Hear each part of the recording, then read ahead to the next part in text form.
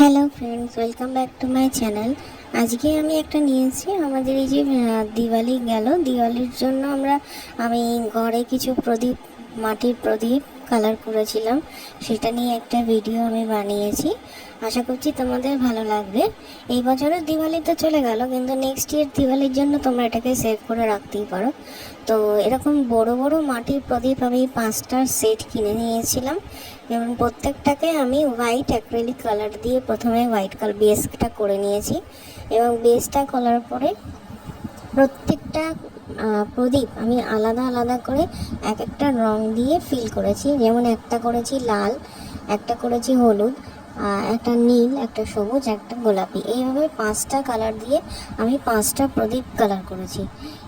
প্রদীপগুলো কালার করার পরে আমি এগুলোকে শুকানোর জন্য ওভারনাইট রেখে দিয়েছিলাম। ওভারনাইট রাখার ফলে কী হয়েছে, যে কালারটা পুরো ভালোভাবে শুকিয়ে গেছিলো। তো তাতে কি হয়েছে, পরের দিন ডেকোরেশন করতে আমার খুব সুবিধাই হয়েছে। তোমরা দেখো কি সুন্দর এটাকে আমি পুরোটাই ফিল করেছি।